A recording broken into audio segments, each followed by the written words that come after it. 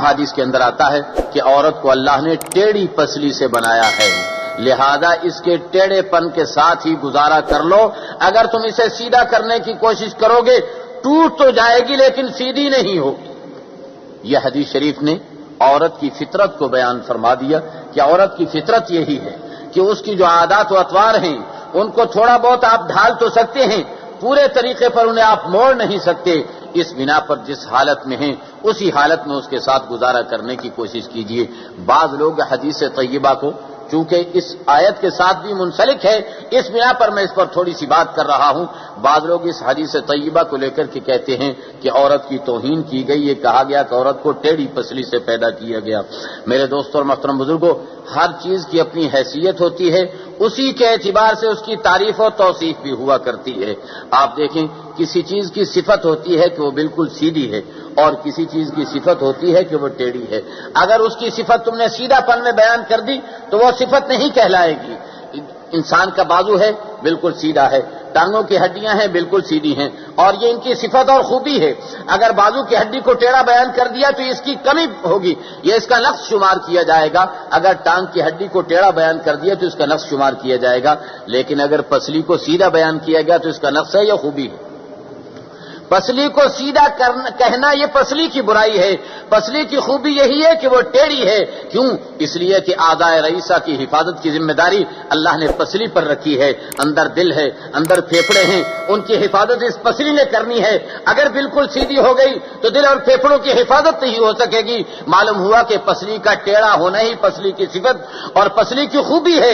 اسی طریقے پر اگر عورت کے بارے میں اللہ رب العزت نے سرکار مدینہ سید دو عالم صلی اللہ علیہ وسلم نے عورت کو ٹیڑھی پسلی سے تشبیہ دی ہے تو اس کی وجہ یہ ہے کہ جیسے نازک ذمہ داریاں پسلی کے سپرد کی گئیں کہ دل اور پھیپھڑوں کی حفاظت اس کے ذمہ لگائی گئی، ایسے ہی کچھ نازک ذمہ داریاں عورت کے ذمہ بھی لگائی گئی ہیں، وہ بھی ٹیڑھے پن کے ساتھ ہی پوری ہو سکتی ہیں۔ جو عورت کے اندر، عورت کا ٹیڑھا پن کیا ہے؟ اس کے اندر جذباتیت پائی جاتی ہے، انفعال پایا جاتا ہے، ذرا سی بات سے متاثر ہو جانا اور فوراً کسی کام پر جذبے اور جوش کے اندر آ جانا، یہ عورت کا ٹیڑھا پن ہے جسے حدیث طیبہ میں کہا گیا ہے کہ اس کے ٹیڑھے پن کے ساتھ اس پہ گزارا کر لو۔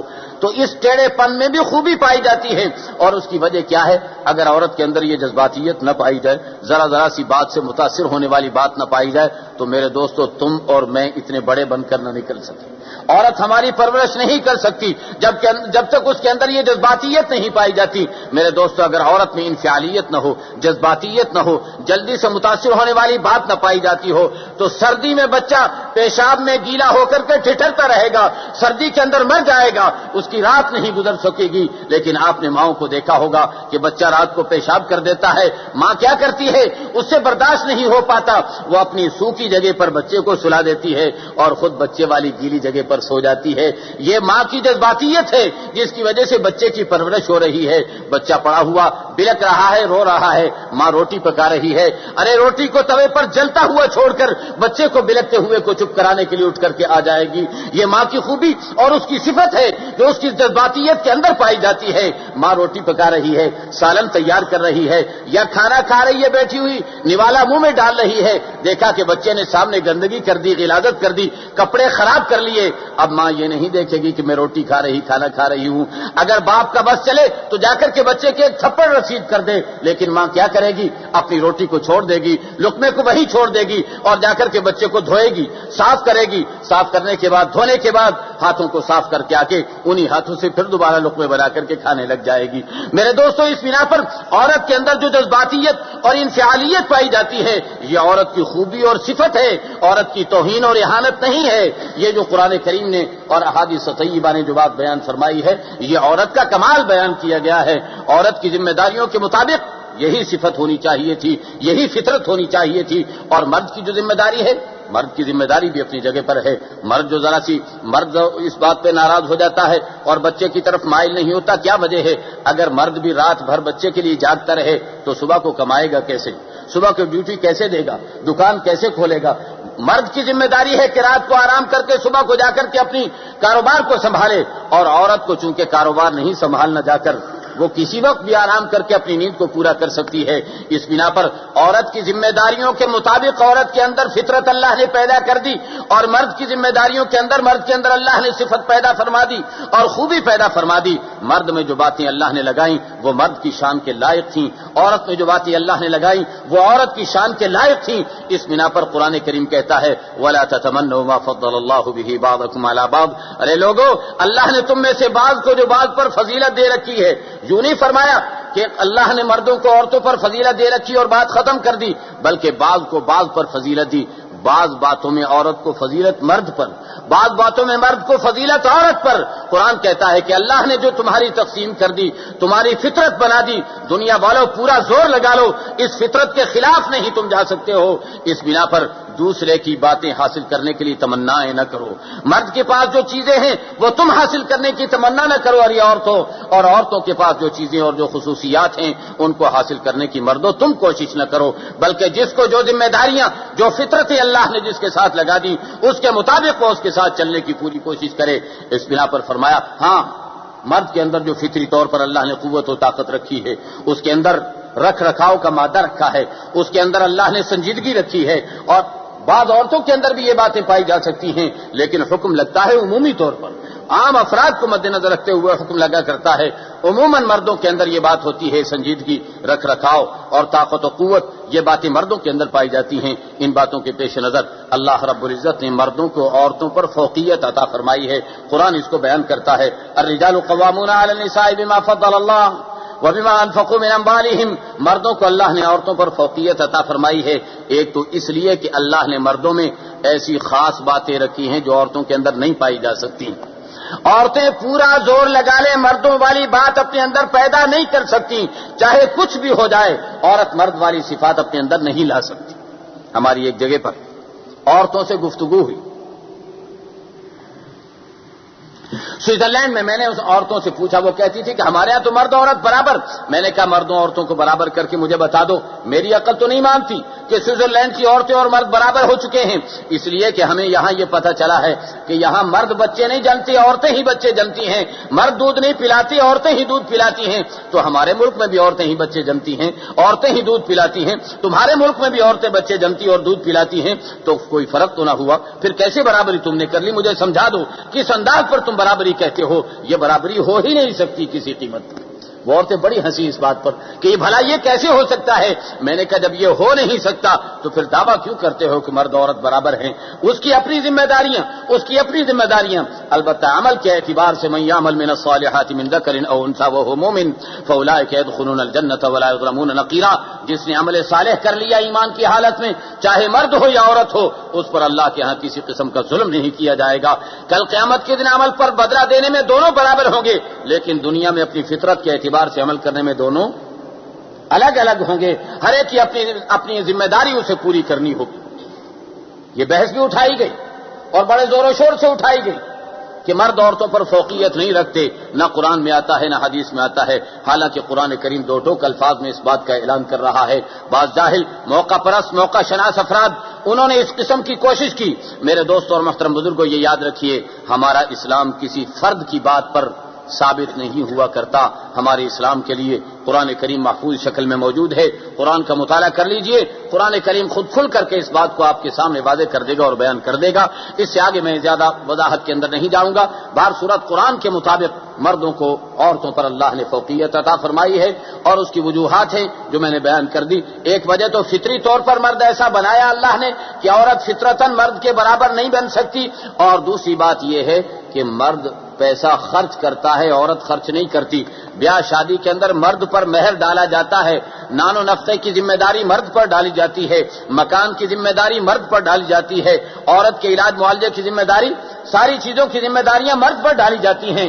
لہذا مرد پیسہ بھی لگاتا ہے، اور صفات میں بھی فطری اعتبار سے بھی اس کے اندر فوقیت رکھی گئی ہے۔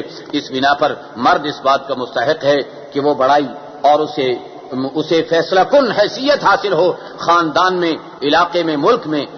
تو اس بنا پر مرد کو قرآن کریم نے فوقیت عطا فرمائی ہے۔ اس کے بعد اللہ رب العزت نے یہ بتایا کہ مردوں کو اس بات کا استحقاق ہے کہ دو دو عورتوں سے شادیاں کریں، تین تین سے کریں، چار چار سے کریں، اور اگر نہ کر سکتے ہوں تو ایک ہی سے کر لیں، فواحدۃ او ما ملکت ایمانکم، تو ایک ہی سے کر لیں، ورنہ دو دو تین تین چار چار سے شادیاں کرنے کا حق دیا گیا ہے۔ یہاں بھی آپ یہ یاد رکھیے گا، پروپیگنڈا کیا جاتا ہے کہ قرآن کا اصول جو ہے وہ عقل کے خلاف، معاشرے کے خلاف ہے۔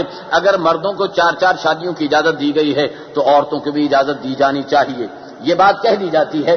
اگرچہ کسی مہذب معاشرے کے اندر کوئی کھڑا ہو کر یہ جملہ نہیں کہے گا، لیکن آپ کی اسمبلی میں یہ بات کہی گئی ہے، پاکستان کی اسمبلی میں، یا تو وہ سب کچھ ہو جاتا ہے، جو نہ ہو سکے وہ بھی ہو جاتا ہے۔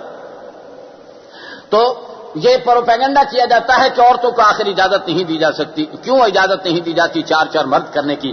پہلی بات تو یہ ہے کہ میرے دوست اور محترم بزرگوں، قرآن کریم نے اس عورت کو پیدا کرنے والے نے یہ کہہ دیا کہ عورتوں کے لیے تو چار چار عورتیں ایک ایک مرد کے لیے ہو سکتی ہیں، لیکن ایک عورت کے لیے چار چار مرد نہیں ہو سکتے۔ اللہ نے کہہ دیا، بات دو ٹوک انداز میں ختم ہو گئی۔ دوسری بات یہ ہے کہ جو بچہ ہوگا پیدا ماں کے پیٹ کے اندر، وہ ایک ہی مرد کے نطفے سے ہو سکتا ہے، باقی جو تین مرد اس میں استعمال ہوں گے یا زیادہ استعمال ہوں گے تو ان کا وہ بچہ نہیں کہلا سکتا، بچے کا نسب ضائع ہو جائے گا، نہیں پتہ چل سکے گا کہ یہ کس کا بیٹا ہے کس کا نہیں ہے، بچے بغیر باپ کے کہلانے لگ جائیں گے اگر ایسی صورت پیدا کر دی جائے۔ اور دوسری بات یہ ہے کہ پھر ایسی صورت کے اندر تو وہ نطفہ انسانی کو ضائع کرنے والے بن جائیں گے، اس لیے کہ بچہ تو ایک مرد سے پیدا ہوگا اور باقی جو تین چار مرد استعمال ہوں گے ان کا سارے کا سارا نطفہ ضائع ہوتا چلا جائے گا۔ اس بنا پر قرآن کریم جو بات کہتا ہے وہ برحق بات کہتا ہے کہ چار چار عورتیں ایک ایک مرد کے نکاح میں تو آ سکتی ہیں، لیکن ایک عورت کے نکاح میں چار چار مرد نہیں لائے جا سکتے۔ میرے دوستو، یہ جو یورپ کی تقلید کے اندر یہ باتیں کی جاتی ہیں تو وہ دراصل وہ انحلال، وہ اخلاق سے گراوٹ، اخلاقی اعتبار سے انتہائی انحطاط جو وہاں پر پایا جاتا ہے، اس انحطاط کو یہاں پر بھی لانا چاہتے ہیں۔ اللہ ایسے معاشرے سے ہمارے ملک کی حفاظت فرما دے۔ اس کے بعد قرآن کریم نے فرمایا ہے کہ یتیموں اور مساکین کی حفاظت کرنا بھی تمہاری ذمہ داری ہے، یتیموں کے مال کو محفوظ رکھنا۔ ہاں، البتہ یہ ہے کہ یتیم جب سن بلوغ کو پہنچ جائیں، سمجھ بوجھ کو آ جائیں تو پھر ان کا مال ان کے حوالے کر دو، وہ پھر اس ذمہ داری کے مستحق ہیں کہ اپنے مال کی خود حفاظت کریں۔ اور اگر کوئی پھر بھی یتیموں کا مال ظلمن کھائے گا تو وہ مال نہیں کھا رہا، وَسَيَصْلَوْنَ سَعِيرًا، بلکہ وہ اپنے پیٹ میں آگ بھر رہا ہے۔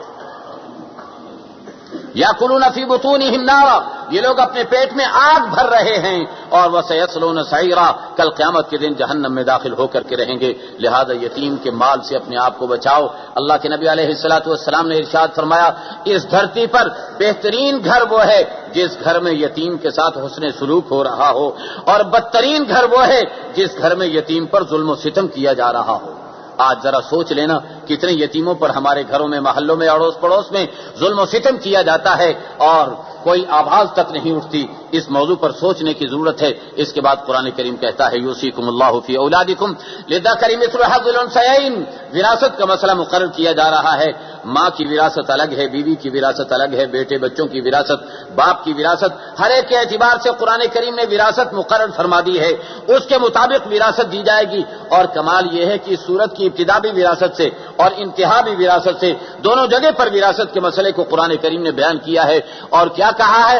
آباؤکم و ابناؤکم لا تدرون ایہم اقرب لکم نفعا فریضۃ من اللہ، لوگو یہ تمہارے آبا و اجداد، تمہارے باپ بیٹے اولاد، تمہارے بھائی بند ہیں، تم نہیں جانتے کہ ان میں تمہیں نفع دینے والا کون ہے زیادہ۔ اللہ جس نے پیدا کیا ہے وہ جانتا ہے کہ کون نفع والا کون نقصان والا، لہذا فریضۃ من اللہ، اسی اللہ نے یہ حصے متعین کیے ہیں، مقرر کیے ہیں، لہذا اس اللہ کے مقرر کیے ہوئے حصوں سے تمہیں سر منہ تجاوز کرنے کی اجازت نہیں ہے۔ آج کل وراثت کے مسئلے پر امت کے اندر بہت زیادہ اللہ کے حکم کو توڑنے کا مادہ پایا جاتا ہے۔ بہنوں کو وراثت نہیں دی جاتی، بیٹیوں کو وراثت نہیں دی جاتی، عورتوں کو وراثت سے محروم رکھا جاتا ہے، اور زوراور جو ہوتا ہے وہ اپنے سے کمزور بھائیوں کو بھی وراثت سے محروم کر دیتا ہے۔ میرے دوستو، یہ یاد رکھنا یہ بڑا ظلم و ستم ہے اور قرآن کے خلاف ہے، احادیث کے خلاف ہے۔ اس بنا پر ہماری ذمہ داری ہے کہ اللہ نے یہ حدود مقرر کر دی، اور کیا فرمایا؟ تلک حدود اللہ فلا تعتدوها، یہ اللہ کی مقرر کردہ حدود ہیں، لہذا ان سے تم کبھی تجاوز نہ کرنا۔ اس بنا پر وراثت کے مسئلے میں ذرا غور کیجئے. اپنے گھروں میں، اپنے خاندان میں اگر وراثت کے اصولوں سے انحراف کیا گیا تو علماء سے معلومات کر کے اپنی وراثت کو درست کر لیجئے. آج بھی اگر آپ نے درست کر لیا اور اللہ کے ایک فریضے کو ایسے زمانے میں زندہ کر لیا جس زمانے میں وہ مردہ ہو چکا تھا، تو میرے دوستو اللہ ایسے دن کے اندر آپ کی مدد کریں گے جس دن کے اندر ساری مددوں کی رسیاں ٹوٹ چکی ہوں گی. وہ اللہ ایسے موقع پر آپ کی مدد فرمائیں گے اگر اس دنیا میں اللہ کے حکم کو آپ نے زندہ کر دیا.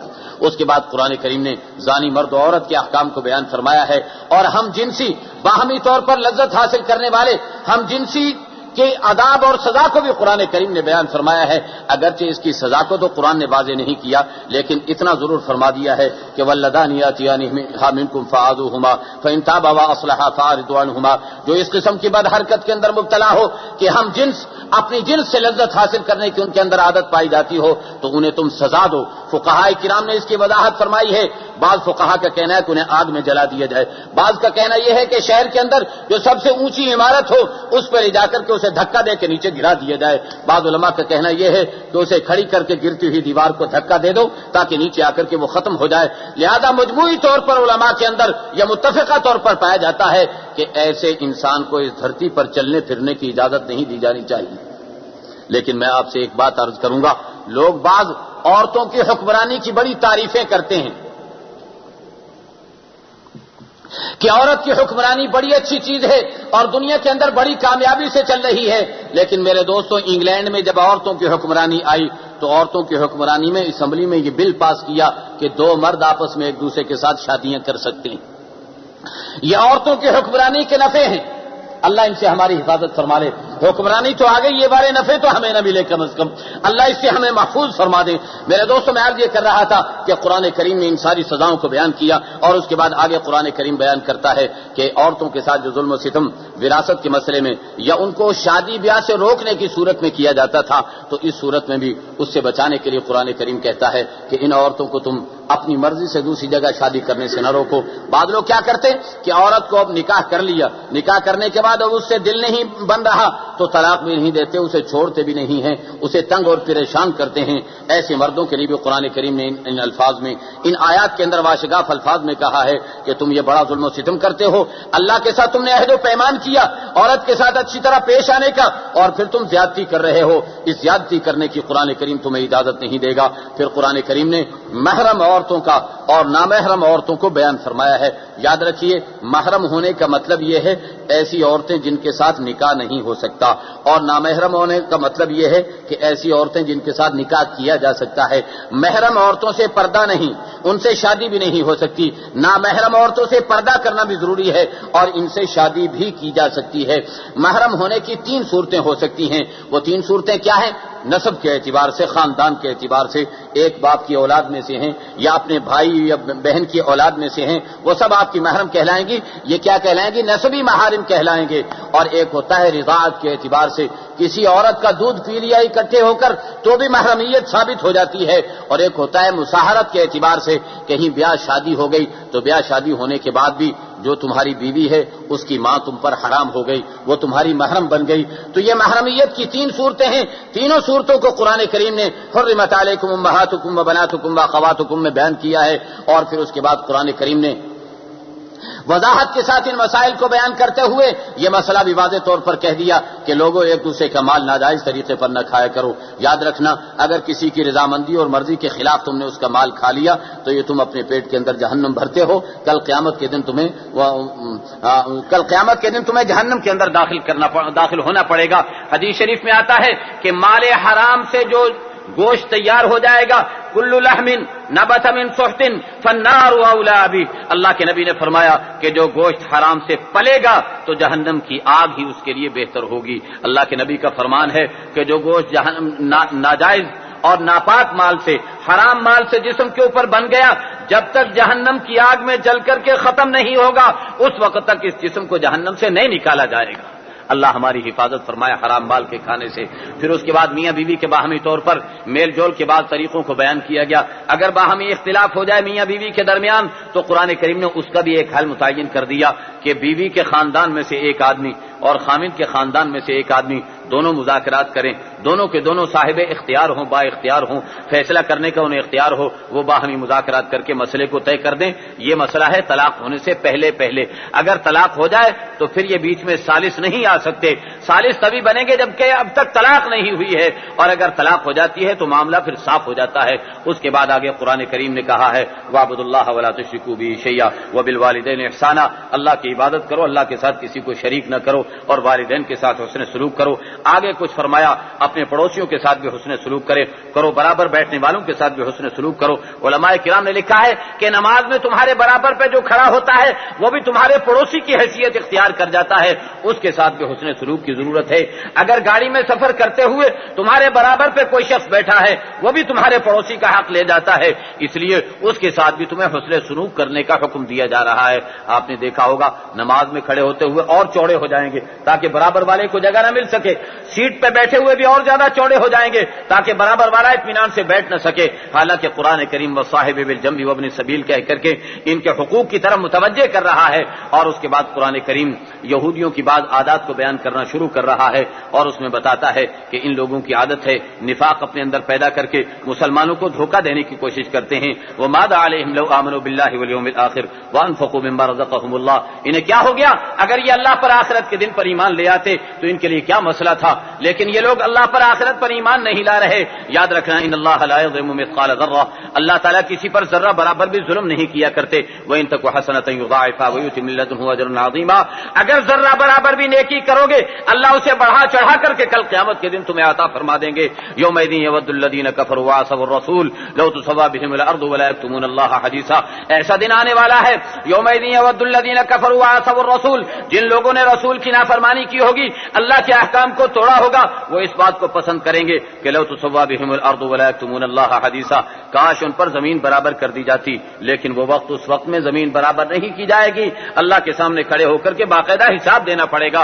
حدیث شریف میں آتا ہے کل قیامت کے دن اللہ سینگ والی اور بے سینگ والی بکری کو پیدا کریں گے، سینگ والی بکری نے بے سینگ والی کو دنیا میں مارا ہوگا تو بے سینگ والی کو سینگ دے کر کے کہا جائے گا اس کے بھی مار دو، بدلہ دلا کر کے ختم کر دیا جائے گا۔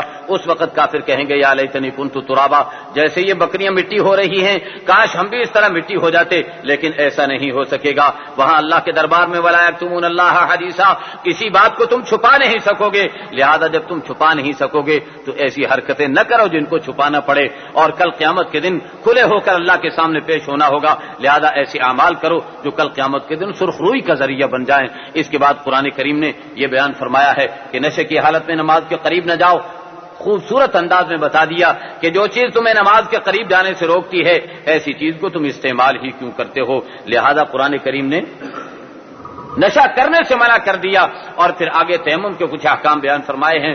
پھر دوبارہ لوٹتا ہے قرآن کریم یہودیوں کی طرف اور ان کی کچھ باتوں کو ذکر کر رہا اور بیان کر رہا ہے، کچھ تو وہی باتیں جو پیچھے سورہ بقرہ کے اندر بھی گزر چکی ہیں کہ یہ لوگ ایسے الفاظ ایسی زبانیں بولتے ہیں جن سے ایمان والوں کو تکلیف پہنچتی ہے، ایمان والوں کو تکلیف پہنچانا چاہتے ہیں، لیکن ایک برائی ان کے اندر یہ بھی پائی جاتی ہے ام یحسدون الناس علی ما آتاہم اللہ من فضل، یہ حسد کرتے ہیں اس بات پر ایمان والوں سے کہ اللہ نے اپنے فضل سے ان کو کیوں عطا کر دیا، حسد اس بات پر بھی کہ انہیں روپیہ پیسہ مال و دولت کیوں مل گیا، یہ آرام و آسائش سے زندگی کیوں گزارنے لگ گئے، اور حسد اس بات پر بھی کہ اللہ نے وحی ان پر کیوں اتار دی، اسلام ان پر کیوں اتار دیا، گویا کسی کو اگر دینی اعتبار سے کوئی وجاہت اور کوئی بڑائی مل گئی تو اس پر بھی حسد کر رہے ہیں، اور یہ حسد کرنا کن کا کام ہے، یہودیوں کا یا ان کی روحانی اولاد کا کام ہے۔ قرآن کہتا ہے فقد آتینا آل ابراہیم الکتاب والحکم والنبوہ، ہم نے تو آل ابراہیم کو پہلے بھی کتاب عطا کی، حکم اور نبوت بھی عطا کی، اور یہودیوں تم آل ابراہیم میں شامل ہو، تمہیں بھی یہ ساری نعمتیں دی جا چکی ہیں، تم نے ان نعمتوں کی ناقدری کی تھی تو ہم نے آل اسماعیل کو یہ نعمتیں عطا کر دی ہیں، لہذا تمہیں کوئی حق نہیں پہنچتا کہ ان کے بارے میں کسی قسم کا حسد کرو۔ یاد رکھنا ان اللہ یامرکم ان تؤدوا الامانات الی اہلھا، اللہ تمہیں اس بات کا حکم دے رہے ہیں کہ امانتوں کو ان کے اہلوں کے حوالے کر دو، جو صلاحیت والے استعداد والے ہیں ان کو ان کی امانتیں ان تک پہنچا دو۔ علماء کرام نے مفسرین کرام نے اس آیت کی تفسیر میں لکھا ہے کہ یہ جو کوٹا سسٹم ہے، صوبائی اور ضلعی سطح پر جو مخصوص افراد کو نوکریاں دی جاتی ہیں، مخصوص افراد کو بعض معاملات میں ترجیح دی جاتی ہے، قرآن کریم باشگاف الفاظ میں اس کا انکار کرتا ہے۔ قرآن کہتا ہے جو باصلاحیت افراد ہیں انہیں اپنی صلاحیت کے بل بوتے پہ آگے بڑھنے دو، یہ فطری نظام ہے، اس فطری نظام کو اگر روکنے کی کوشش کرو گے تو یاد رکھنا اس فطری نظام پر بند باندھنے کے نتیجے کے اندر فتنے بازیاں ہوں گی اور قتل و غارت گری ہوگی، امن و امان کی تباہی کی صورت سامنے آئے گی، اور وہ کھلی آنکھوں سے تم لوگ دیکھ رہے ہو۔ قرآن کہتا ہے ان اللہ یامرکم ان تؤدوا الامانات الی اہلھا، اللہ تمہیں اس بات کا حکم دیتے ہیں کہ امانتوں کو ان کے اہلوں کے حوالے کرو، صلاحیت استعداد والوں کے میرٹ بیس پر لوگوں کو آگے بڑھنے دو۔ قرآن کریم اس بات کی تعلیم دے رہا ہے، اور آگے قرآن کریم کیا کہتا ہے؟ جو بھی تمہارا مسئلہ پیش آئے تو قرآن کریم کے سامنے لاؤ، احادیث طیبہ کے سامنے پیش کرو، اور اپنے جو تمہارے حکمران ہیں دینی اعتبار سے ان کے سامنے لے کر کے پیش کرو، لیکن اگر باہمی اختلاف ہو جاتا ہے تو پھر قرآن و حدیث پر پیش کرو تاکہ مسئلہ صاف کھل کر کے ہمارے سامنے آ جائے۔